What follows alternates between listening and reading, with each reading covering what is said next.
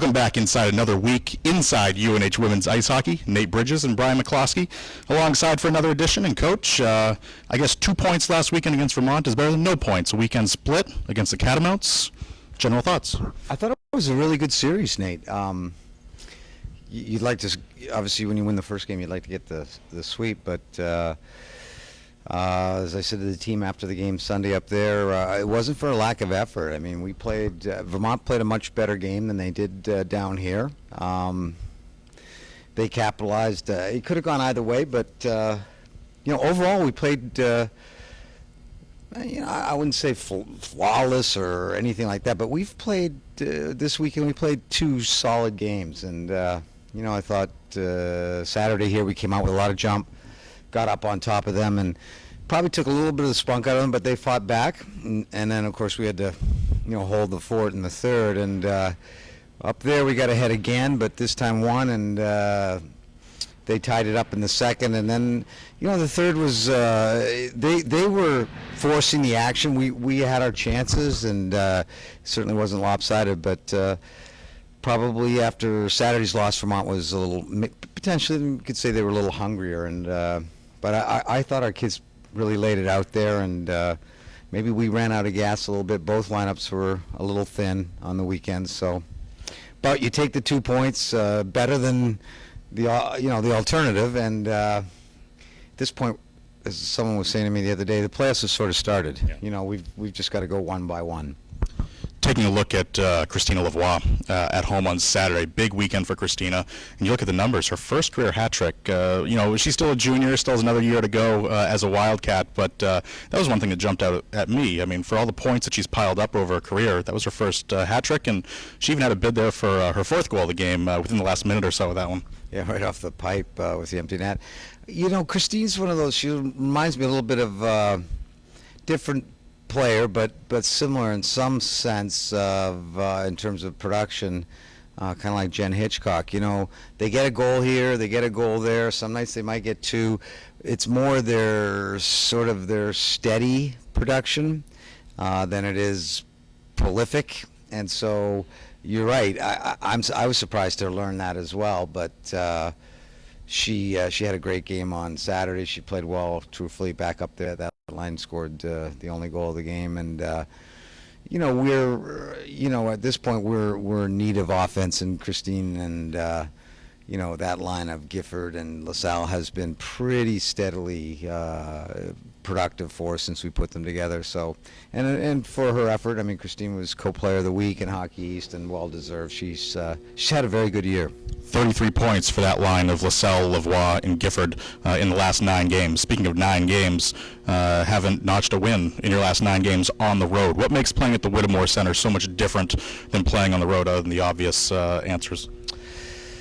That's a great question. I just think, first of all, the Whit is, without question, a unique facility because of the size of the surface, and I think we played well on it, and I think our teams become very comfortable over the course of the year using the ice, stretching, the size of the surface. I think our kids know how to use it to their advantage offensively and defensively. So, yes, there's something to be said for that. On the flip side, I think you start to get past the first month or 2 of the season, and everybody plays better at home, and points, second half points are at a premium. And like I said to our team Saturday, you got to win your home games. Because on the road it's not going to be easy. And so I don't know. 9, I didn't realize it was that many, but we have struggled on the road, as you note, in the last month and a half. But I don't think it's certainly by design. And I think we've played some very excellent road games. It's just hard to win on the road. And I think you look at our team right now, our makeup of youth, I think sometimes we can get a little bit, too, I don't want to say intimidated, because I don't think our kids are intimidated. But you can get a little bit less confident on the road, especially if you're not having success. I think the kids feel good here. And we, of course, nice crowds, and we fortunately for us, we've got BU and Providence. Those 3 a pair at Providence, then we've got UConn and Maine on the road. So of the remaining 6, 3-3, hopefully we can hold serve at home. This year's hockey schedule a bit different than previous years. You're so used to home and homes against teams. Which way would you prefer? Last weekend, of course, with Vermont, it was a home and home, but this weekend you got Boston University at home on Saturday, and then you head down to the Fridas on Sunday. Which way would you rather prefer? Seeing that pretty much over the first 10 years or first 9 years of women's hockey, you've been going 2 games in a row against every opponent.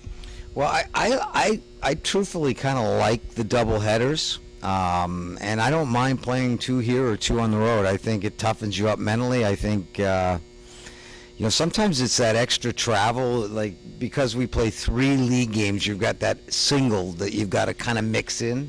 And truthfully, we obviously don't have a round number in terms of like the WCHA where we can play each other 4 times. So you'd have the 2 at home and 2 on the road. And but I mean, I think you've got to, the truth is you've just got to be ready to play regardless, and I'm not sure I have my own preference. I know I like playing at home. Last question for you. This weekend against Boston University, February the 4th, here at the Whittemore Center at 2 o'clock.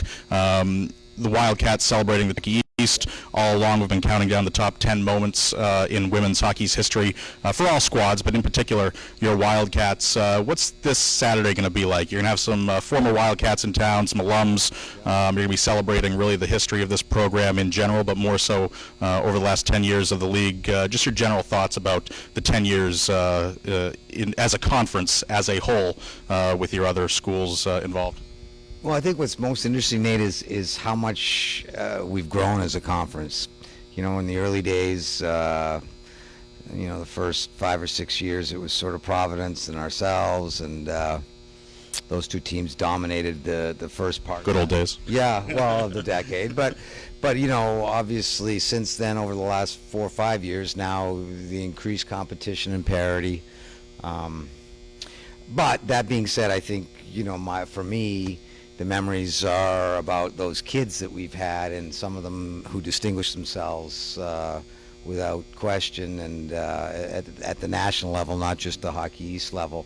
And so I think what I think about mostly is just how far the league's come. Any one moment in general that sticks out to you over the last 10 years? Because it's pretty much been your tenure as head coach, the 10-year history of the Hockey East. Any one win or one game stick out? No,